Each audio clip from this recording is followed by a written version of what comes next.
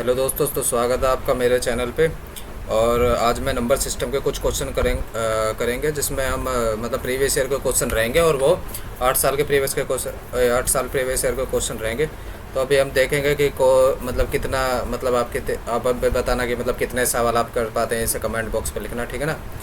और ये जो क्वेश्चन है सारे प्रीवियस ईयर के क्वेश्चन है DSSB के जनरल एग्ज़ाम के, ठीक है ना। तो सभी के लिए इम्पोर्टेंट रहने वाले हैं ये।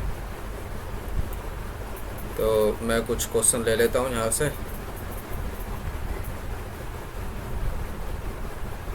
ये पहले कॉपी कर लेता हूँ, ओपन करके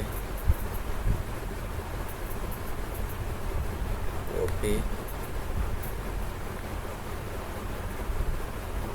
ठीक है, और यहाँ से पेस्ट।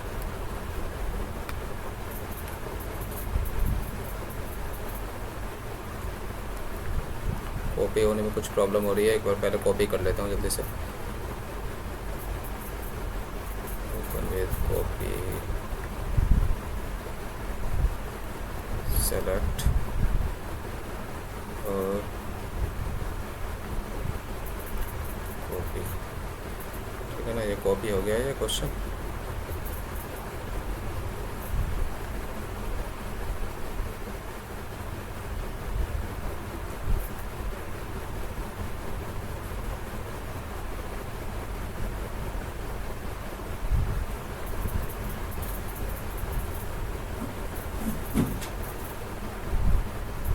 ये इनको इसे इधर कर लेता हूँ मैं।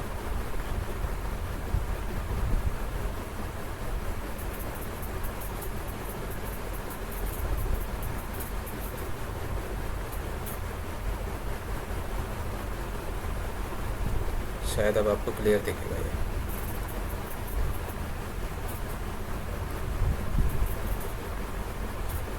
ठीक है ना। तो ये क्वेश्चन रहने वाले हैं। अब इन क्वेश्चनों को करेंगे ये। अब जैसे कि पहला क्वेश्चन पत्र पूछ रहा है, जैसे कि दो संख्या है और दो संख्या जिसमें से पहली संख्या के 3 गुने और दूसरी संख्या के 2 गुने का योगफल। अब जैसे कि दो संख्या में मान लेता हूँ, जैसे कि x और y है। पेन ले लेता हूँ जल्दी से। यहाँ पर टेक्स्ट पे कनेक्शन लाइन इरेजर, यहाँ पर पेन ले लेता हूँ। दो संख्या मान लेता हूँ जैसे कि x और y है, ठीक है। पेन का कलर x और y है, ठीक है। और दो संख्या, पहली संख्या के 3 गुने तथा दूसरी संख्या के 2 गुने का योगफल। मान लेता हूँ मैं पहली संख्या के 3 गुना। अगर मैं इस तरीके से सोचता हूँ, पहली संख्या के 3 गुना और दूसरी संख्या के 2 गुना, तो ये मैंने सोचा कि पहली संख्या के 2 गुने और तीसरी संख्या के दूसरी संख्या के 2 गुने का योगफल इसने बता रखा है कि मेरे को 200 रुपये है, ठीक है ना। ये यहाँ पर लिखा है। अब ये क्या कर रहा है कि पहली संख्या के 2 गुने में से दूसरी संख्या के 3 गुने घटाने पर 25 प्राप्त होता है, ठीक है ना। अब मैं मान के चलता हूँ कि अगर हम इसे जोड़ देते हैं, जैसे 3 और 2 5, ठीक है, तो मान के चलता हूँ कि 5xy है ये पूरा, ठीक है। और अगर ये करके देखता हूँ तो ये 40 गुना है, ठीक है। तो अगर देखा जाए तो ये 40 गुना कर दूँ मैं इसे, तो 40 थी 120 और 40 दूनी 80, ठीक है ना। तो ये 80 हो जाएगा। ये 120xy हो जाएगा, 80xy, जो कि ये नहीं हो सकता। तो हमारे ये तो अप्रोच गलत है, ठीक है। तो अभी इसे हम दूसरे तरीके से करने का देखते हैं एक बार, ठीक है। अब क्योंकि दोनों तरफ एक्स वाई है, वेरिएबल सेम नहीं होने चाहिए, तो इस वजह से हमने दूसरे तरीके से देखा। फिर दोबारा हम एक्स और वाई लेते हैं, एक्स और वाई, ठीक है। अब ये क्या कह रहा है कि पहली संख्या के 3 गुने, फिर दोबारा हम वो करते हैं, पहली संख्या के 3 गुने यानी एक्स का 3 गुना यानी 3x, दूसरी संख्या के 2 गुने वाई का 2 गुना यानी 2y, ठीक है, का योगफल 200 रुपये है, ठीक है ना। का योगफल 200 रुपये है, ठीक है। तो मैं मान लेता हूँ पहली कंडीशन है, ठीक है। अब ये दूसरी कंडीशन में क्या करा है, पहली संख्या के 2 गुने यानी पहली संख्या x के 2 गुने, ठीक है ना, और दूसरी संख्या के 3 गुने, है ना। तो दूसरी संख्या y है, y के 3 गुने में से घटाने पर क्या प्राप्त हो रहा है, इसे 25, यानी अगर जोड़ रहा है तो उसे 200 प्राप्त हो रहा है। पहली संख्या के 3 गुने और दूसरी संख्या के 2 गुने में जोड़ रहा है तो 200 प्राप्त हो रहा है। लेकिन वहीं अगर पहली संख्या के 2 गुने तथा दूसरी संख्या के 3 गुने में से घटा रहा है तो उसे 25 प्राप्त हो रहा है। तो ये इसकी दूसरी कंडीशन हो गई, ठीक है। अब यहाँ पर क्या करना है, अब यहाँ पर यह आप देख सकते हैं कि मतलब ये 2 कंडीशन हो गई। अब इस कंडीशन को हम सॉल्व करके देखते हैं, फिर उस हिसाब से हम देखेंगे।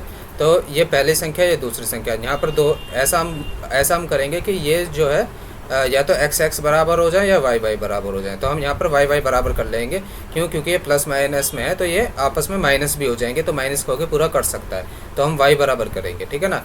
अब मैं मान लेता हूँ जैसे 3x प्लस में 2y बराबर 200, ठीक है ना। इसमें अगर मैं मल्टीप्लाई करता हूँ 3 की, ठीक है, ऐसा कर लेता हूँ मैं। यहाँ पर 2x प्लस में 2x माइनस में 3y, इरेजर ले लेता हूँ, बार बार गलत। 2x माइनस में 3y इक्वल 25, ठीक है ना। यहाँ पर बार बार गलत करने के लिए माफ़ी चाहता हूँ दोस्तों, क्योंकि मैं अभी ऐसा कोई यूट्यूब ऐसा मेरे को मतलब चलाने नहीं आती है, ना मुझे इतना कोई टेक्निकल हूँ मैं, लेकिन हाँ फिर भी कोशिश कर रहा हूँ, ठीक है, तो उसे थोड़ा सा इग्नोर करना। तो अब यहाँ पर मैं देख लेता हूँ, जैसे 3 की मल्टीप्लाई 3 में करेंगे तो क्या आ जाएगा 9x, 3 की मल्टीप्लाई 2 में करेंगे तो क्या आ जाएगा 6y बराबर 3 की मल्टीप्लाई 2 में करेंगे तो क्या हो जाएगा 600, ठीक है। अब इसी एक तरीके से 2 की मल्टीप्लाई 2 में करेंगे तो यहाँ पर क्या आ जाएगा 4x, ठीक है। इसी की मल्टीप्लाई 2 यहाँ पर माइनस का है, फिर दोबारा गलती एक और, ठीक है, तो यहाँ पर माइनस का है, और 25 की मल्टीप्लाई 2 में करेंगे यानी 25 मल्टीप्लाई 250, ठीक है। 9 और 4 13 यानी 9 + 4 13x। जोड़ में से घटा दिया, यानी प्लस में से माइनस काटेंगे तो प्लस माइनस माइनस कट जाएगा। ये 13x बराबर कितना आ गया 600 में से 50 घटा देंगे तो क्या हो यहाँ पर बचा 600 में 50 घटाएंगे, क्योंकि दोनों घटाना तो होगा नहीं, क्योंकि दोनों प्लस के साइन है, तो 650 हो जाएगा ये, ठीक है। तो अब आते हैं ऊपर,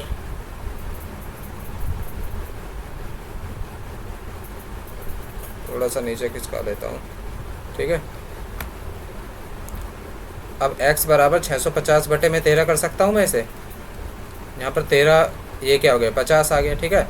अब ये 50 को अगर मैं दूसरे वाली कंडीशन में रख दूँ कि x बराबर 50, तो इसे मैं 2x माइनस में 3y में रख देता हूँ।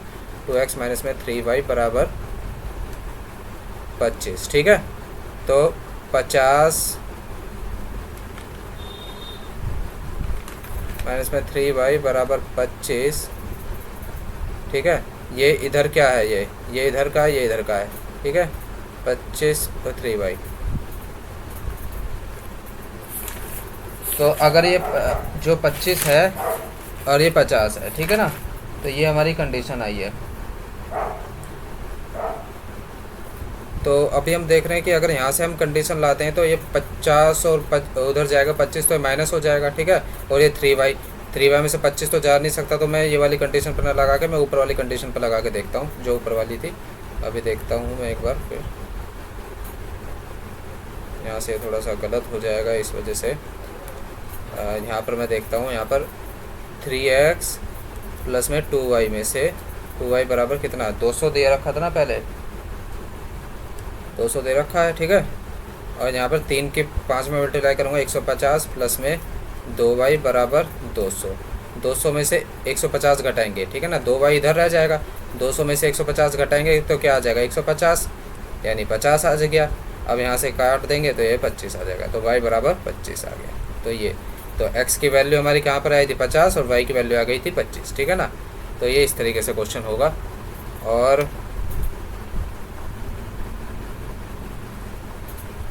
ठीक है, अब इसमें दूसरा तरीका पहली संख्या को, दूसरा तरीका इसमें से क्या हो सकता था गाइस, जैसे इसमें क्वेश्चन कह रहा है ये कि दो संख्या पहली संख्या के 3 गुना और दूसरी संख्या के 2 गुने का योगफल 200 है, ठीक है ना। 3 गुना और 2 गुने का योगफल 200 है, और पहली संख्या के 2 गुने में से दूसरी संख्या का 3 गुना घटाने से 25 प्राप्त होता है ना। पहली संख्या के 2 गुने में से दूसरी संख्या के 3 गुना घटाने पर हमें 25 प्राप्त होता है, ठीक है। तो हम यहाँ पर इस तरीके से भी कर सकते थे कि दूसरी संख्या के दुगुने में से, है ना। तो अगर हम देखते हैं तो घटाने पर 25 किससे प्राप्त होता है, तो 50 में से 25 घटाने पर हमें 25 प्राप्त हो रहा है। तो ये भी हम क्वेश्चन का आंसर हम इस तरीके से भी लिख सकते थे ऑप्शन की तरफ से, ठीक है ना। एक तरीका है, लेकिन ओवरऑल जो पूरा तरीका है वो हम यहाँ पर हमने बता ही दिया आपको, ठीक है। तो एक ये हो गया, ठीक है। फिर दोबारा क्वेश्चन को रख लेता हूँ मैं यहाँ पर।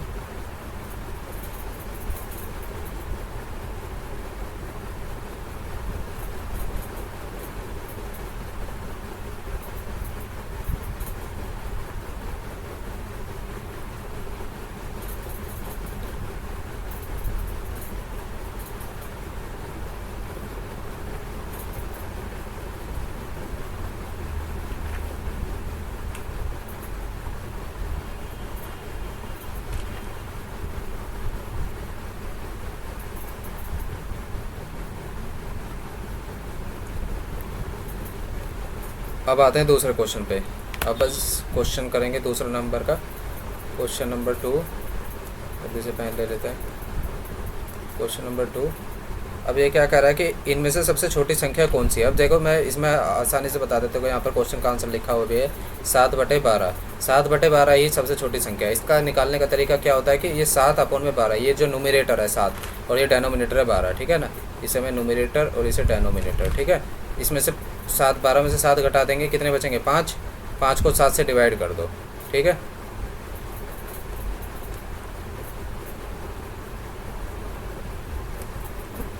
ठीक है, 1.4 से डिवाइड हो जाएगा। अब किसी को समझ में नहीं आया ये क्या हुआ है कि 5 को 7 से डिवाइड करेंगे, 5 को 7 से 5 1 जा 5, यहाँ पर 2 आया, ठीक है। पॉइंट लगाया, पॉइंट लगा के हमने 0 बढ़ा दिया। एक पॉइंट से हम 2 0 तक बढ़ा सकते हैं। 5 4 जा 20, तो यहाँ पर ये 20 आ गया, तो 1.4 इस तरीके से आया। अगर मैं किसी और से 7/10 से करके देखता हूँ मैं, तो यहाँ पर ये 3 इसका अंतर कितना है, 7 में से 10 में से 7 घटा देंगे 3, 3 को 7 से डिवाइड करूँगा तो कितना आएगा देखते हैं, ठीक है। तो 3 एकम 3, ठीक है। यहाँ पर 3 एकम 3, 3 एकम 3, 7 में से 3 घटा देंगे 4,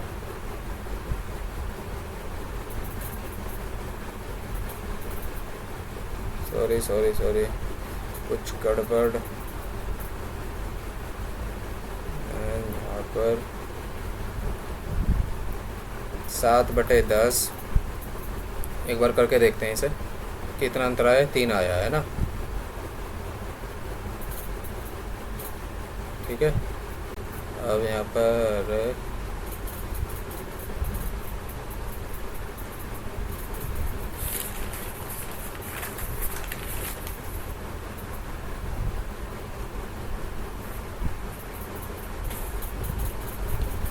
7 को अगर यहाँ पर 3 है, यहाँ पर ये 7 है, तो यहाँ पर 3 एकम 3 आ जाएगा 4, 3 एकम 3 में नहीं जाएगा ये, इसका मतलब ये जाएगा 3 दूनी 6 में, ठीक है। तो यहाँ पर ये 1 आएगा, तो यहाँ पर अगर 1 आएगा, यहाँ पर ये फिर पॉइंट लगा दूंगा मैं, 3 3 9, तो 2.3 9, ठीक है।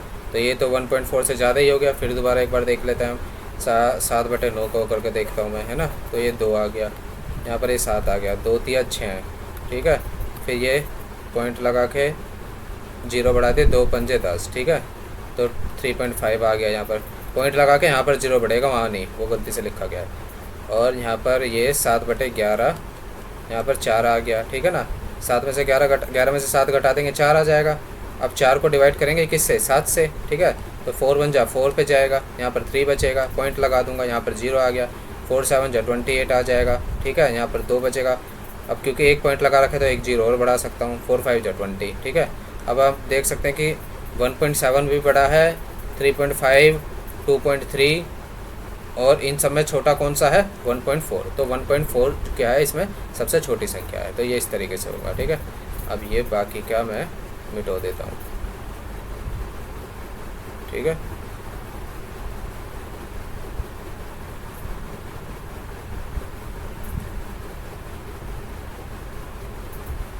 ये हो गया क्लियर, ठीक है। इसे मैं यहाँ पर कर देता हूँ फिर दोबारा, 7 5 एकम 5, यहाँ पर 2 पॉइंट लगा के 0 बढ़ा दूंगा, 5 6 20, ठीक है। ये हो गया। अब क्वेश्चन नंबर 3 पे आते हैं। क्वेश्चन नंबर 3 क्या कह रहा है, दो संख्याओं का योग 10 तथा उनके अंतर 6 है। तो संख्या क्या है, दो संख्याओं का योग 10, ठीक है, तथा उनका अंतर 6 है, और उनका अंतर है 6, तो संख्या क्या है। देखो इसके करने के 2 तरीके हो सकते हैं। तो पहले तो अप्रोच मैं यही लगाता हूँ जो हम ऊपर कर रहे थे, है ना। यहाँ पर ये x और y वेरिएबल मान के, तो x और y वेरिएबल मान के ही मैं किसे करता हूँ। तो जो x होता है, x हमेशा क्या होता है, इन दोनों का जोड़, है ना, इन दोनों का जोड़ बटे 2, है ना। तो मैं इसे x प्लस x, यानी इसे क्या कर सकता हूँ, 2x, ठीक है, माइनस 2y, ठीक है। तो 2x 10 6 और 6 16, ठीक है। इसे बस इतना समझिए आप, 10 और 6 16, ठीक है। तो 16 बटे में 2, यानी ये 8 आ गया। और इसे घटाएंगे, अगर y निकालना होता है तो हमें 10 में से 6 घटाते हैं, यानी ऊपर वाली संख्या में से नीचे वाली संख्या यानी 2। ठीक है, तो x बराबर 8 और y बराबर 2। ठीक है, ये इस तरीके से हो गया। ठीक है,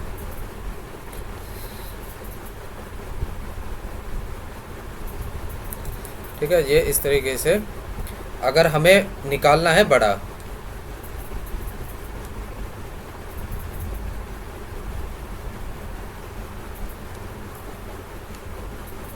अगर हमें निकालना है बड़ा तो हम क्या करेंगे, x निकालने के लिए, नहीं बड़ी संख्या निकालने के लिए 10 और 6 इन दोनों का जोड़ बटे 2 है ना, डिवाइड कर देंगे 2 से। अगर हमें निकालना है छोटा तो दोनों का सब्ट्रैक्ट बटे 2, तो उसे निकाल देंगे, वो निकल जाएगा हमारी छोटी संख्या। तो ये हमारी बड़ी संख्या आ गई, ये हमारी छोटी संख्या आ गई। ठीक है, तो ये x बराबर 8, y बराबर 2। अब देखो, अगर इसमें अगर हम देख लेते ऑप्शन से भी ये हो जाता है एलिमिनेट। दो संख्या का योग 10 तथा उनका अंतर 6 है, तो संख्या क्या है? दो संख्याओं का योग 10, देखो 8 और 2 10 है, और इनका अंतर भी करके देख रहे हैं, माइनस करके देख रहे हैं, तो 8 में से 2 घटा देंगे 6, 8 - 2 6, तो ये इसका आंसर है। ठीक है ना, ये क्वेश्चन नंबर 3 हो गया अब आपका। अब आते हैं क्वेश्चन नंबर 4 पे। ठीक है, क्वेश्चन नंबर 4। ठीक है, अब ये क्या कर रहा है, x मात्र 3 से भाज्य है और y मात्र 5 से भाज्य है, तो x y किससे भाज्य है? x जो है कोई संख्या x है और वो मात्र 3 से भाज्य है। ठीक है ना, और कोई संख्या y है और वो मात्र किससे भाज्य है? वो मात्र 5 से भाज्य बता रहा है, तो x y किससे भाज्य हो सकता है ना? कोई भी संख्या मान लेता हूँ मैं, जैसे x जो भी संख्या है वो बस 3 से ही डिवाइड होती है। ठीक है, ठीक है, तो x कैसे का x ओनली, यार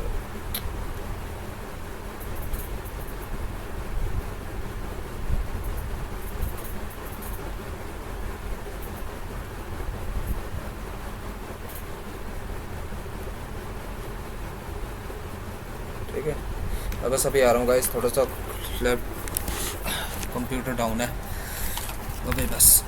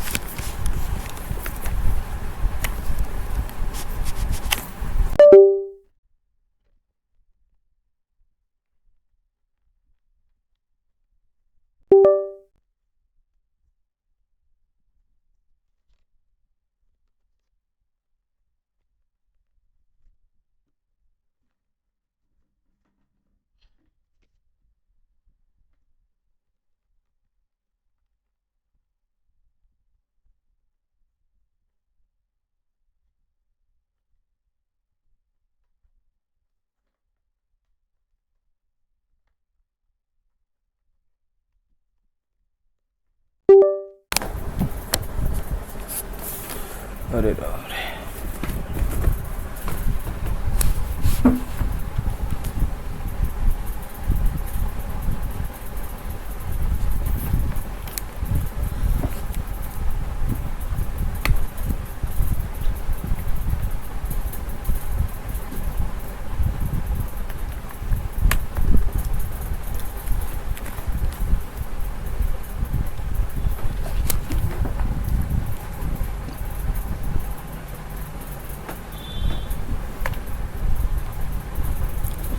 तो हम कौन से क्वेश्चन पे थे? क्वेश्चन नंबर 4 पे क्या कर रहा है कि x मात्र 3 से भाज्य है। कोई भी एक x संख्या है वो 3 से डिवाइड होती है, तो मैं x मान लेता हूँ और वो 3 से डिवाइड होती है।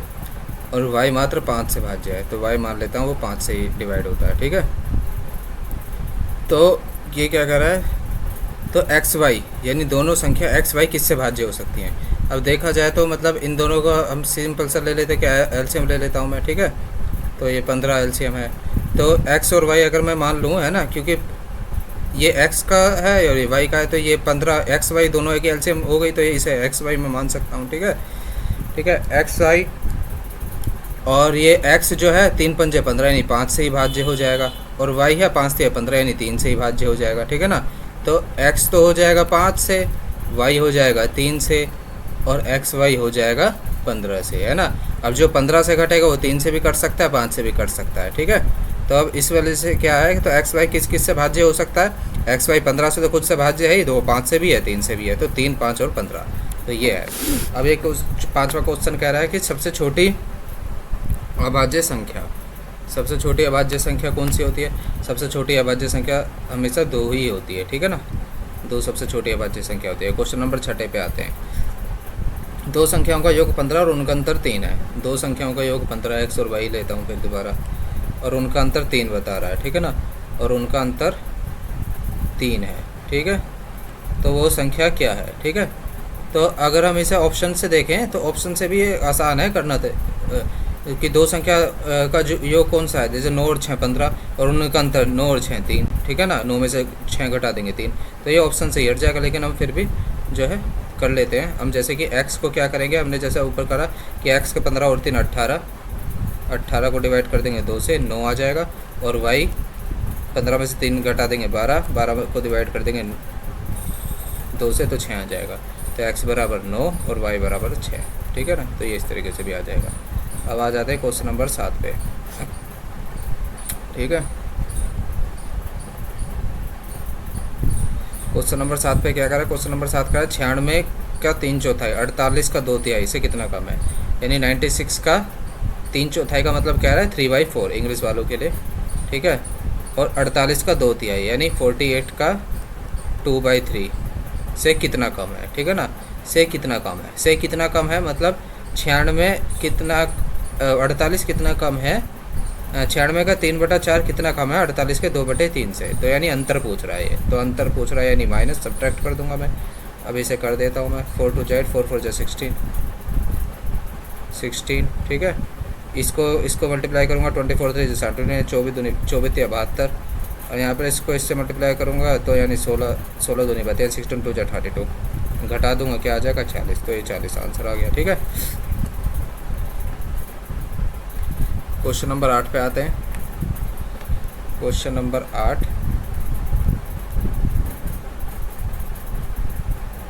प्रथम 20 विषम प्राकृत संख्याओं का योग क्या है? तो विषम प्राकृत संख्याओं का योग निकालने का तरीका क्या होता है? n², ठीक है। तो विषम प्राकृत संख्याओं का योग निकालने का तरीका होता है हमेशा n², ये फॉर्मूला होता है, ठीक है। और इसे n² को लगा देंगे तो ये निकल जाएगा। तो n का मान यहाँ पर क्या है 20, और तो 20 का स्क्वायर कर देंगे हम, यानी 20 का स्क्वायर यानी 400 यानी 400, ठीक है। तो ये आंसर आ गया, ठीक है। यहाँ पर क्वेश्चन नंबर 9 पे आते हैं हम, ठीक है। इधर करते हैं।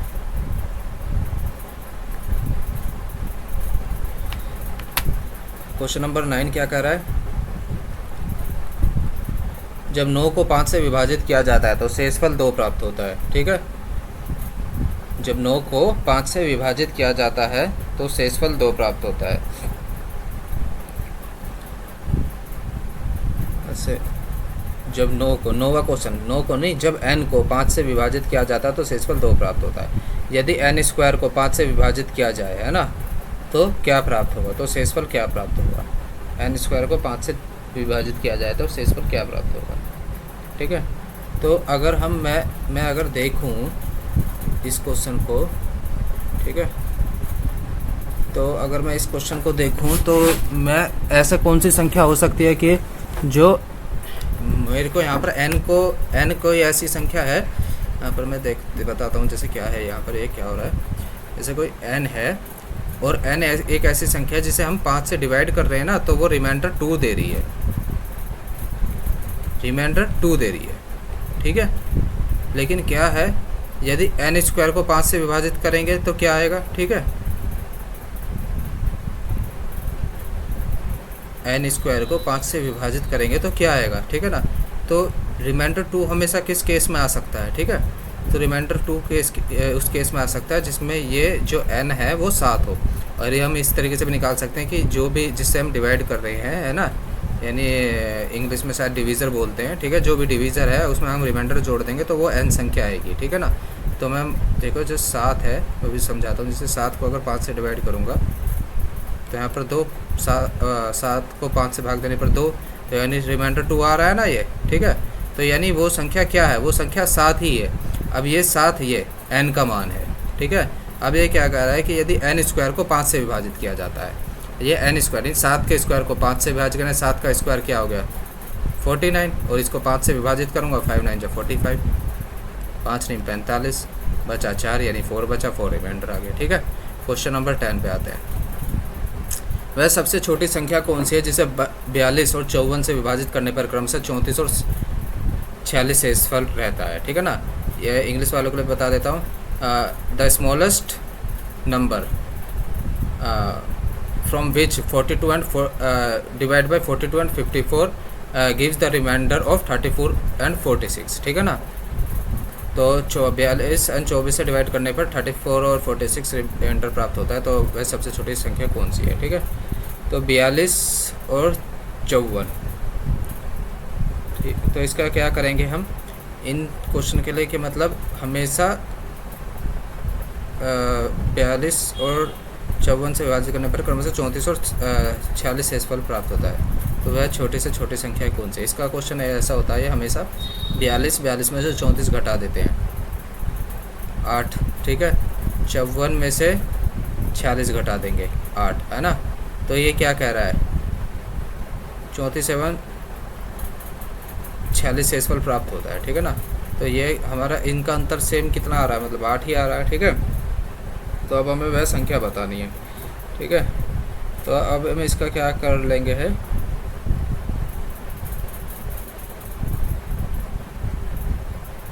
इसका एलसीएम लेंगे, ठीक है, उन छोटी से छोटी संख्या निकालने के लिए। 42 और 54 का एलसीएम अगर लेंगे तो क्या आएगा यहाँ पर ठीक है। 3 1 3 4 12, 3 1 3 3 8 14, 2 7 14, 2 9 18, 3 3 9, 7 का 7, 3 1 3, 7 का 7, 7 1 7, ठीक है। 3 2 6, 3 18, 8 3 54, 54 7 54 7 7 4 20, 7 5 35, 36 37, 378 आएगा। उसमें से 8 घटा देंगे हम तो क्या बचेगा 370, ठीक है। तो ये वो संख्या है जिससे 42 और 54 से विभाजित करने पर 34 और 46 शेषफल बचता है। यानी अगर 34 से डिवाइड करेंगे, 42 से डिवाइड करेंगे 42 से 34 बचेगा, 54 से डिवाइड करेंगे तो 46 बचेगा, ठीक है। तो इस तरीके से होगा ये क्वेश्चन। अब आ जाते हैं 11वें क्वेश्चन पे। प्रथम 30 प्राकृत संख्याओं का योगफल क्या होगा। प्रथम 30 प्राकृत संख्याओं का योगफल क्या होगा, ठीक है। तो प्राकृत संख्या कौन सी होती है, नेचुरल नंबर जो होते हैं ना, उन्हें कहते हैं प्राकृत संख्या, नेचुरल नंबर। और नेचुरल नंबर कौन कौन से होते हैं, जैसे 1 2 3 4 5 6 7 8, है ना, ये इस तरीके से नेचुरल नंबर होते हैं, ठीक है। अब आते हैं, अब ये क्या क्वेश्चन क्या, अगर प्रथम 30 प्राकृत संख्या को, यानी पहली तो 1 हो गई, ठीक है ना, इस तरीके से, फिर दूसरी 2 हो गई, तीसरी 3 हो गई, चौथी 4 हो गई, इस तरीके से करते करते करते ये 30 तक है, ठीक है ना। तो प्रथम 30 कह रहा है ये। तो यहाँ पर, ठीक है। अब आप सोच रहे होंगे कि यहाँ पर मैंने 31 क्यों लिखा, क्योंकि 1 से लेकर 31 के बीच में 30 संख्या होंगी। ये ऐसा नहीं कह रहा कि मतलब 31 तक, ये कह रहा है कि मतलब 30 संख्या। तो अगर हम 1 से 30 तक गिनेंगे तो उसके आगे 31वीं संख्या ही पड़ेगी, यानी 1 से लेकर 30 तक की, ठीक है ना।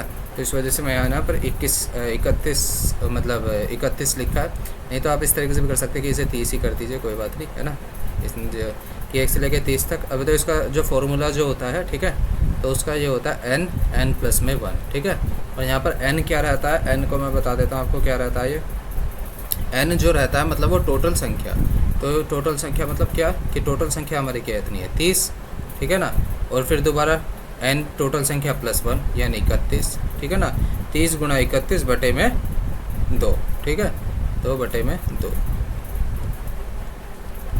15 एकम 15, 15 3 45 और 1 46, ठीक है। 465 का इसका आंसर आ जाएगा, ठीक है। यहाँ पर दे भी रखा होगा 465 11वें का, ठीक है, ये रहा 465। अब आते हैं 12वें नंबर पे, 12वें क्वेश्चन पे।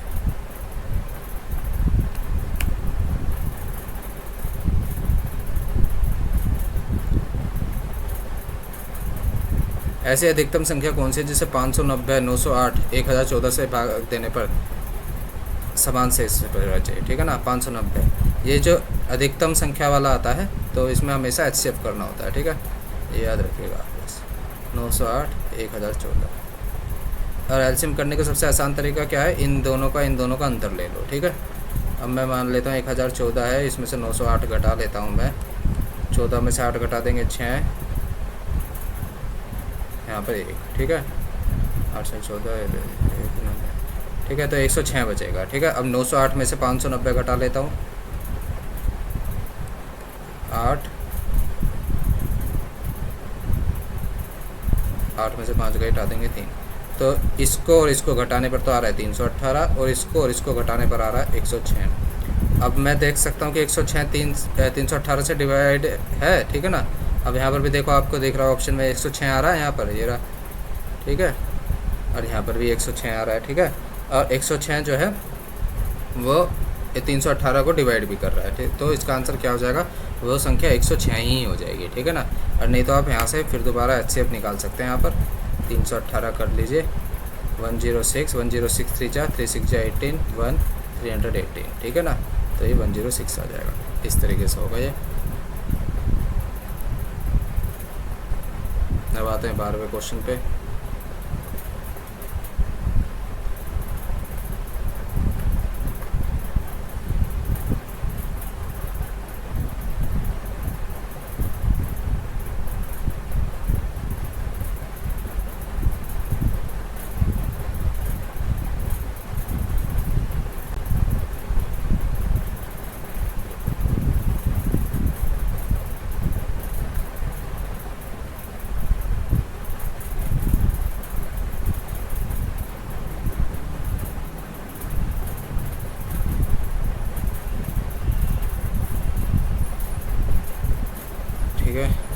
जाते हैं 12वें क्वेश्चन पे। इसे थोड़ा सा नीचे कर लूँ, जगह और मिल जाएगी ना फिर अपने को।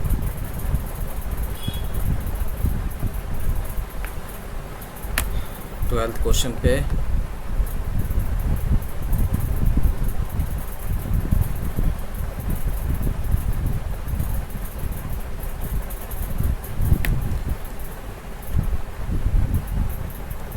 ले लिया।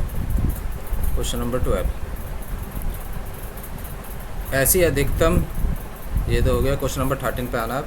1 से 20 तक की सभी प्राकृत संख्याओं का योगफल, अभी हमने पीछे करा था 1 से 20 तक की, यानी 1, फिर 1 के बाद क्या आ जाता है इस तरीके से 2, ठीक है ना, फिर इस तरीके से क्या आ जाएगा 3, फिर इस तरीके से 4, टक टक टक टक इस तरीके से 20 तक जाएगी, ठीक है। तो यहाँ तक इन सभी का योगफल निकालना है, ठीक है ना। तो योगफल निकालना है तो प्लस का साइन भी लगा देता हूँ, यानी ये एडिशन है इनका, है ना, टोटल एडिशन ऑफ, ठीक है। तो अब यहाँ पर क्या है, पहले n लेना है, इसका फॉर्मूला होता है n प्लस में 1/2। यहाँ पर n क्या है 20, और 20 + 1 21/2, 2 से डिवाइड कर दिया, यहाँ पर 210 आ गया, ठीक है। थोड़ा बहुत सिंपल था ये वाला, ठीक है। और अब आते हैं, ये 13 था, सॉरी ये 14 करता हूँ। क्वेश्चन नंबर 14, इनमें से निम्न में से आरोही क्रम में, आरोही क्रम का मतलब होता है इंग्लिश वालों के लिए असेंडिंग, ठीक है ना, और अवरोही होता है डिसेंडिंग, ठीक है। तो असेंडिंग ऑर्डर में लगाना है इसे। 19/21, 23/25 और 14/15, दो तरीके होते हैं इससे। 19/21 यही इसका आंसर है, लेकिन मैं फिर भी आपको इसे समझा देता हूँ कि निकालना कैसे होता है। 23/25 और 14/15, ठीक है।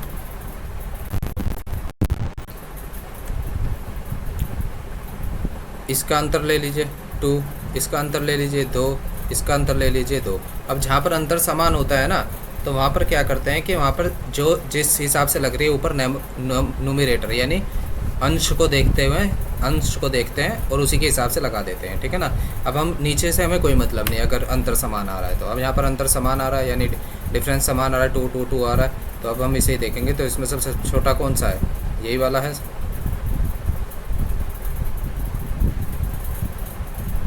लेकिन अंतर समान नहीं आ रहा है यहाँ पर 1 का अंतर आ रहा है। 15 में से 14 घटा देंगे 1, ठीक है।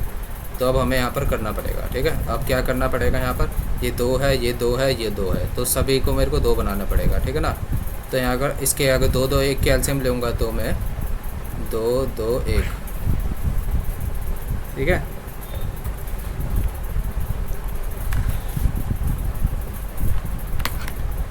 दो 2 1 कैल्शियम अगर लूँगा तो क्या आएगा एलसीएम, टेढ़ा जा रहा है, थोड़ा सा टेढ़ा,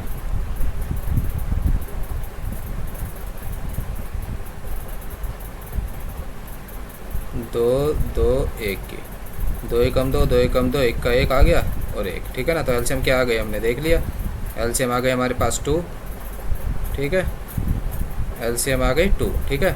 तो 2 की मल्टीप्लाई करेंगे तो 2 ये, 8 भी 2 ये, तो इसे 1 को मल्टीप्लाई करेंगे 2 से, तो ये क्या हो जाएगा 28। तो यहाँ पर न्यूमरेटर से मल्टीप्लाई करेंगे 2 की, तो यहाँ पर ये 14 हो गया, अब क्या हो जाएगा 28। तो अब हम देखेंगे इसमें से सबसे छोटा कौन सा है, 19 है, 19 से बड़ा कौन सा है, ठीक है 23 है, और 23 से बड़ा कौन सा है 28 है। तो उसी क्रम में लगा देंगे, यानी 19 किसको रिप्रेजेंट कर रहा था यहाँ पर 19/21 को, 23 रिप्रेजेंट कर रहा था 23/25 को, और 28 रिप्रेजेंट कर रहा था 14/15 को, ठीक है। तो क्वेश्चन नंबर 15 हो गया। अब आ जाते हैं क्वेश्चन नंबर 14 हो गया, क्वेश्चन नंबर 15 पे आ जाते हैं। अब क्वेश्चन नंबर 15 शायद कट रहा है, ऊपर से देख लेते हैं। क्वेश्चन नंबर 15 क्या कर रहे हैं, यदि एक भिन्न के हर में 1 जोड़ा जाता है तब वह भिन्न 1/2 हो जाता है, यदि अंश में 1 जोड़ा जाता है तब वह भिन्न 1 हो जाता है, तो वह भिन्न है क्या, ठीक है ना। वह अभी इसमें कह क्या रहा है कि यदि एक भिन्न के अंश में, पहले तो एक भिन्न ले लेता हूँ मैं, ठीक है। भिन्न का मतलब होता है फ्रैक्शन इंग्लिश वालों के लिए, ठीक है। इसमें हम इसे ऑप्शन से करेंगे, ठीक है ना। अब जैसे कि मान लेता हूँ मैं 4/7 ले लेता हूँ भिन्न, ठीक है, उदाहरण के लिए 4/7 सारे ऑप्शन से करवा के देखा बताऊँगा क्या हो रहा है क्या नहीं हो रहा। अब ये क्या कर रहा है कि ये अंश और हर, अंश यानी ऊपर का न्यूमरेटर को अपॉन में जो 7 है ये डेनोमिनेटर यानी हर, ठीक है ना। तो न्यूमरेटर और डेनोमिनेटर ही कहूँगा मैं। तो यदि एक भिन्न के हर में एक जोड़ा जाता है, ठीक है ना, हर में यानी डेनोमिनेटर में, यानी 7 में अगर एक जोड़ेंगे तो ये क्या हो जाएगा 8। और क्या कह रहा है फिर दोबारा देखते हैं। एक जोड़ा जाता है तब वह भिन्न 1/2 हो जाता है ना। एक जोड़ने पर वह भिन्न 1/2 हो जाता है, ठीक है ना, 1/2 हो जाता है, ठीक है। यहाँ पर 4,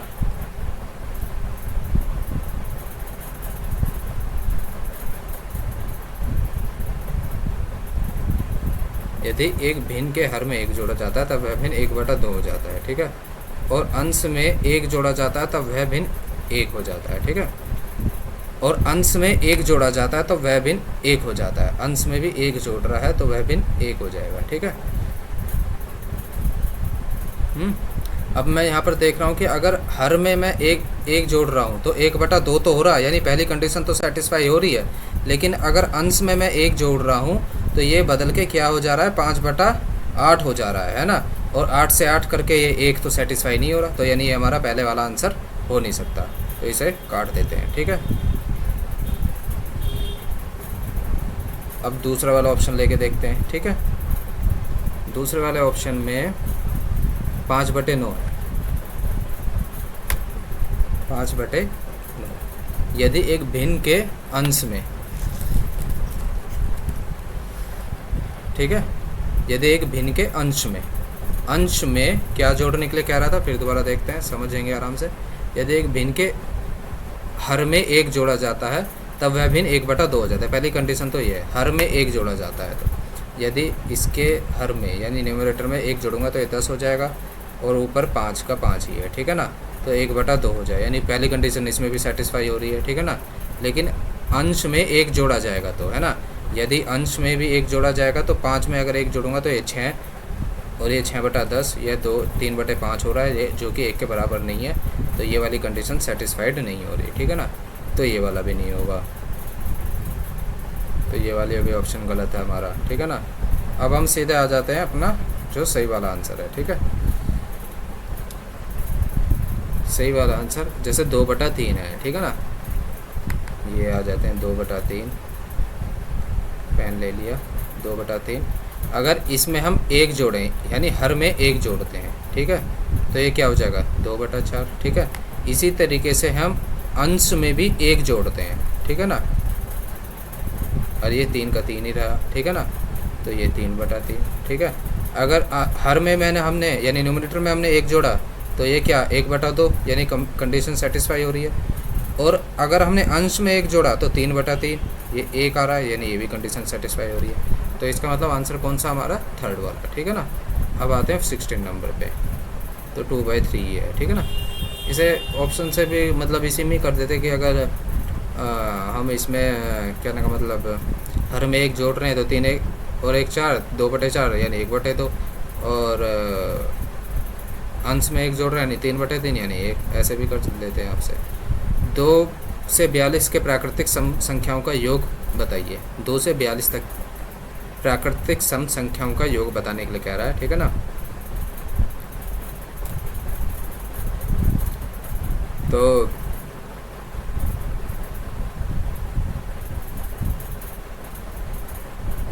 इसका फॉर्मूला क्या होता है प्राकृतिक संख्याओं का, बस जैसे n में 1/2 कर रहे थे प्राकृतिक संख्याओं में, लेकिन इस उसमें बाई 2 करते हैं, मतलब डिवाइड करते हैं 2 से, इसमें 2 से डिवाइड ना करके बस इस तरीके से कर देते हैं। यहाँ पर क्वेश्चन नंबर 16, इसका फॉर्मूला होता है n में 1, बस इतना। अब ये क्या कह रहा था, क्वेश्चन क्या कह रहा था, 2 से 42 तक के प्राकृतिक संख्याओं का, ठीक है ना, 2 से 42 तक, ठीक है। अब 2 से 42 तक प्राकृतिक संख्याओं का कैसा है देखिए, बताता हूँ।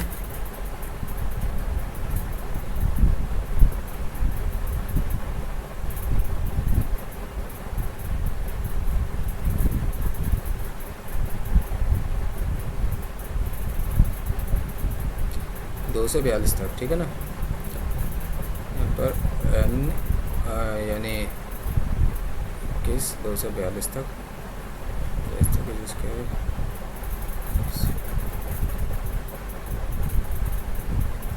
42।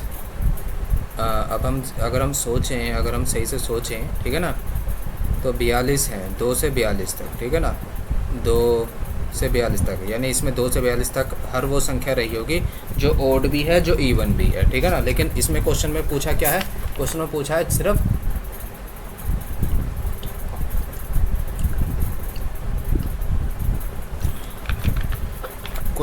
है सिर्फ सम संख्या बताने के लिए, ठीक है ना। तो सम संख्या अगर मैं देखूं तो 42 में से आधी तो ओड होंगी और आधी इवन होंगी, है ना। तो मैं मान लेता हूं कि 21 जो है 2 से डिवाइड करके 21 जो है, डिवाइड करने की भी ज़रूरत नहीं है क्योंकि 42 का आधा 21 है, यानी 21 इसमें ओड है और 21 इसमें इवन है, तो यानी 21 सम संख्या है और 21 विषम संख्या है। तो मान लेता हूँ कि 2 से लेकर 42 तक में 21 सम संख्याएँ हैं, ठीक है ना, और 21 ही विषम संख्या है, ठीक है। ये तो हमें पता चल गया। अब बस हमें इतना पता चल गया, ठीक है।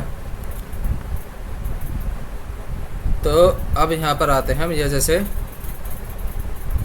1 से लेके हम करता हूँ, मतलब अब ये जैसे एक के बाद 1 तो है नहीं, ये हम जानते हैं, ठीक है ना। लेकिन ये क्या कर रहा है, 2 से लेके 42 तक, है ना।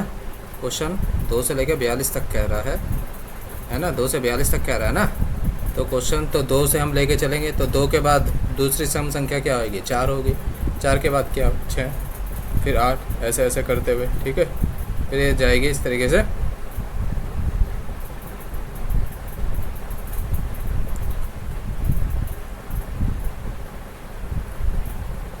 ये जाएगी, यानी 21 भी तो सम संख्या है नहीं, यानी 21, और तो यहाँ पर आ जाएगा 22, ठीक है, ठीक है। तो अब हम जानते हैं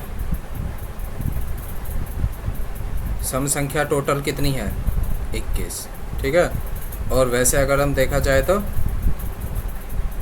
यानी इस वाले फॉर्मूले में लगा देंगे हम सिंपल, यानी n प्लस में 1/2, यानी 21 गुणा में 22 बटे में 2 करने की ज़रूरत नहीं है, ठीक है, सॉरी। इसके लिए यहाँ पर 462 आ जाएगा, 22 से कम 22, 22 दूनी 44, 44 और 2 46, 462, 462 आ जाएगा ये, ठीक है।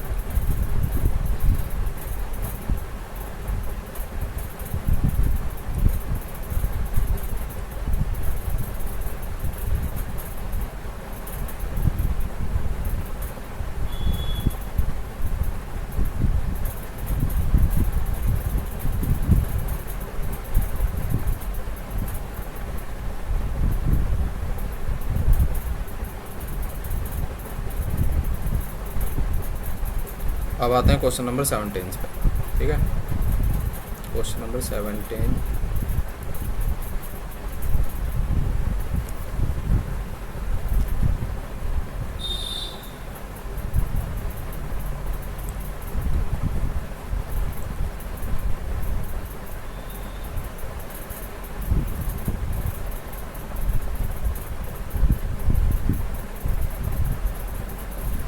अब ये क्वेश्चन नंबर 17 कह रहा है कि गुणन का गुणधर्म बताइए, ठीक है ना। गुणधर्म कैसा है, ठीक है ना। 29 गुणा में 3q और गुणा में p, और 29 गुणा में 3q गुणा में p, ठीक है ना। ये जो इस तरीके का गुणन होता है ना, ये हमेशा सहचारी गुणधर्म होता है, जिसमें ये a b इंटू में c और फिर b इंटू में c इंटू में a, ठीक है ना, ब्रैकेट में, ये सहचारी गुणधर्म होता है। इस तरीके से देख लीजिए। अपरिमेय संख्या का दशमीय विस्तारण क्या हो सकता है, ठीक है। तो अपरिमेय संख्याओं का दशमीय विस्तारण का क्या होगा, ये इसका होगा असीमित और अनावर्ती, ठीक है ना। इसका आंसर ये होता है असीमित और अनावर्ती, ठीक है ना। इसका मतलब क्या हो गया कि उदाहरण मैं अभी बताता हूँ आपको, जैसे कि कैसे ये कह रहा है कि अगर मैं अपरिमेय संख्या, जैसे 1/3 एक अपरिमेय संख्या है, ठीक है ना। तो इसमें अगर मैं देखूँ 1/3 नहीं 1/3 अपरिमेय, ये तो परिमेय संख्या है, परिमेय संख्या है ना, जब तो p/q की फॉर्म में लिखा जा सकता है इसे। अगर मैं इसे देखूं जैसे √2 एक अपरिमेय संख्या है, ठीक है ना। तो √2 का अगर निकालना चाहूँ, रूट करता हूँ इसका मैं, तो अगर मैं इसका निकालूँ जैसे, तो जैसे 1 1 जा 1, थोड़ा सा ऊपर कर लेता हूँ, यहाँ पर बचा 1, पॉइंट लगाता हूँ, यहाँ पर 0 बढ़ाता हूँ तो यहाँ पर 2 0 बढ़ा सकता हूँ क्योंकि स्क्वायर है, ठीक है ना। और 1 और 1 2 हो जाएगा, ठीक है। अब यहाँ पर क्या लगाता हूँ मैं, सीधा 24, ठीक है। यहाँ पर मैं 4 मान लेता हूँ, तो 24 की मल्टीप्लाई 4 में करूँगा। यहाँ पर पॉइंट लगा रखा है ना, यहाँ पर 0 बढ़ा दिया, 1 पॉइंट लगा के 2 0 बढ़ा दिए, है ना, क्योंकि स्क्वायर है। 24 4 जो 96, यहाँ पर क्या बचा, 4 बचा। फिर दोबारा यहाँ पर 2 0 बढ़ा दूँगा। यहाँ पर कितना, 4 + 4 कितना हो गया, 8।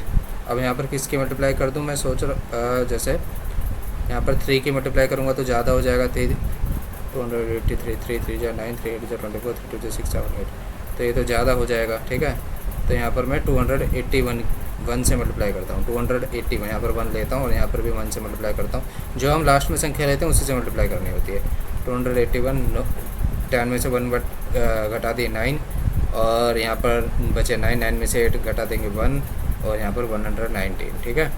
अब यहाँ पर ये क्या बचा, 119, ठीक है। अब यहाँ पर फिर दोबारा अगर मैं 2 0 लूँ और यहाँ पर 1 और 1 2 282 हो गया। अब यहाँ पर मैं क्या ले सकता हूँ, अब यहाँ पर मैं ले सकता हूँ 4, ठीक है। 2824 को 4 से मल्टीप्लाई करूँगा। 4 4 जा 16, 4 2 जा 8 और 9, 4 2 8 जा 32 और 33, 4 2 जा 8 और 9, 9396, ठीक है। और अगर 5 से लेके देखूँ, 4 4 जा 16, 4 2 जा 8 9, 4 8 जा 32 और 33, 4 2 जा 8 9 10 11, यहाँ पर 3 कैरिंग था ना। 11396, 11396। 2824 की 5 से मल्टीप्लाई भी देख लेते हैं एक बार। 5 2 जा 10 11 12, 5 8 जा 40 41, 5 8 जा 5 2 जा 10 + 4 14, ये तो ज़्यादा हो जाएगा। तो यानी हमें किस से लेकर चलना होगा, यानी हमें लेके चलना होगा इसी से, 11396 से। यहाँ पर 11396, 10 में से 6 गए 4, यहाँ पर 9, 9 में से 9 घटा देंगे 0, यहाँ पर 604 आ गया। फिर दोबारा 2 0 लगा देता हूँ।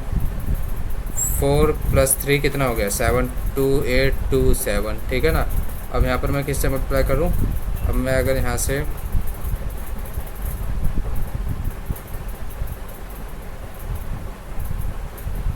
यहाँ पर 4 की मल्टीप्लाई करिए, 3 की नहीं। 4 + 4 कितना हो जाएगा, 8। अगर मैं यहाँ पर 2828 की मल्टीप्लाई करूँ, अगर फिर दोबारा अगर यहाँ पर 2 से करके देखूँ, क्योंकि 4 3 पे तो 6 से ज़्यादा हो जाएगा, 2 से मल्टीप्लाई करता हूँ। 2 2 जा 4 और 5, 2 8 जा 16, 2 2 जा 4 4 6 5 6 आ गया। 3 से भी मल्टीप्लाई करके देख लेते हैं एक बार। 2823 गुणा में 3, 2828, ओह सॉरी गलत हो गया,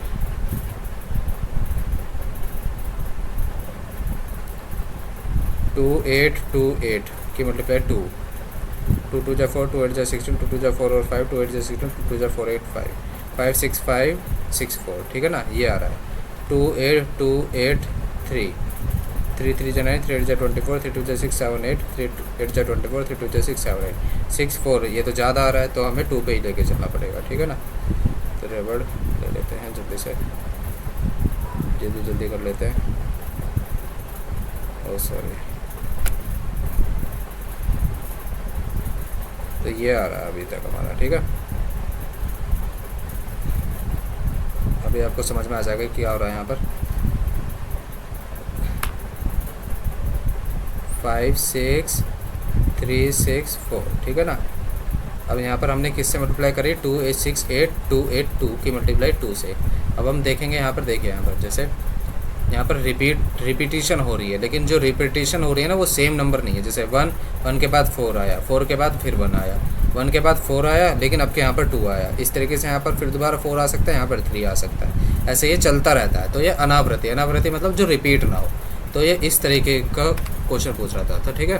तो उसे क्या, अब ये क्या पूछ रहा है कि अपरिमेय संख्या का दशमलव विस्तारण क्या होता है। दशमलव विस्तारण मतलब दशमलव के बाद कितनी संख्या को विस्तार हो रहा है। अब ये दशमलव है ना, यहाँ पर पॉइंट है ना, पॉइंट के बाद कितने विस्तार हो रहा है, 1 2 3 4, लेकिन हर बार क्या है, विस्तार तो हो रहा है ना, लेकिन अनावृत्ति हो रहा है, मतलब वो सेम आवृत नहीं कर रहा, ठीक है ना। असीमित होता है, मतलब ये लगातार बढ़ता जाएगा, हम जितनी बार भी डिवाइड करेंगे, और साथ साथ में ये अनावृत्ति भी है, मतलब सेम नंबर डिवाइड नहीं कर रहा है, ये मतलब होता है।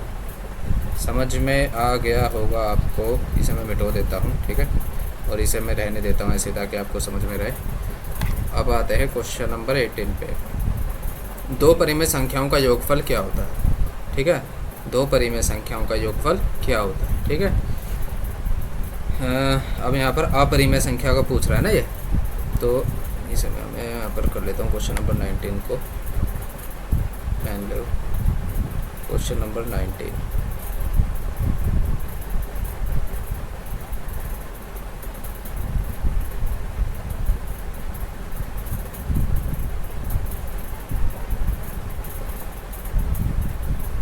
ठीक है, दो अपरिमेय संख्याओं का योगफल। अपरिमेय संख्या अभी हमने बात बताई है, जो भी रूट में होती है वो सारी क्या होती है, अपरिमेय संख्या, ठीक है ना।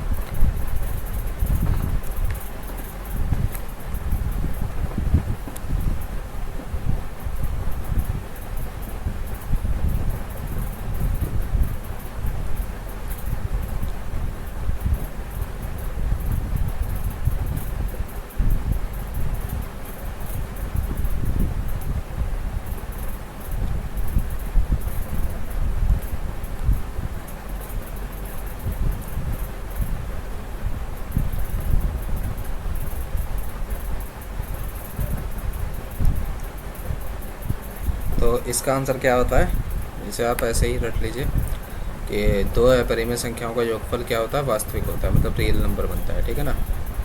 रियल नंबर यानी वास्तविक।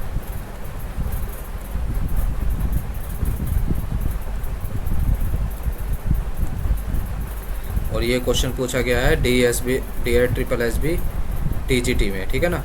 दो संख्याओं का योगफल 50 है। बड़ी संख्याओं को छोटी संख्या से भाग देने पर 3/2 भिन्न मिलता है। दो संख्याओं का योगफल 50 है, ठीक है। अब मैं मानता हूँ कि दो संख्याओं का योगफल 50 है।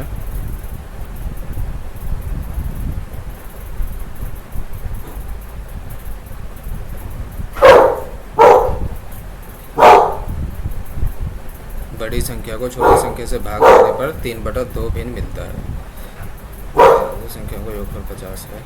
अगर मैं इसे ऑप्शन से देखूं इस क्वेश्चन को, तो जैसे अगर मैं मान लेता हूं जैसे कि वो क्वेश्चन नंबर 20 का वो 4th है, 20 + 30, दो संख्याओं का योग 50 आ रहा है, सही बात है, ठीक है। और क्या फिर क्या करा है, इसकी दूसरी कंडीशन क्या है कि बड़ी संख्या को छोटी संख्या से भाग देने पर, है ना, बड़ी संख्या यानी 30 को 20 से भाग देने पर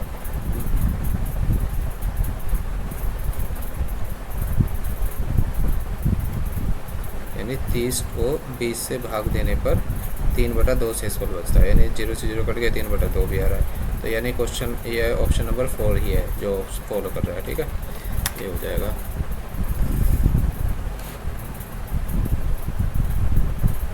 ठीक है,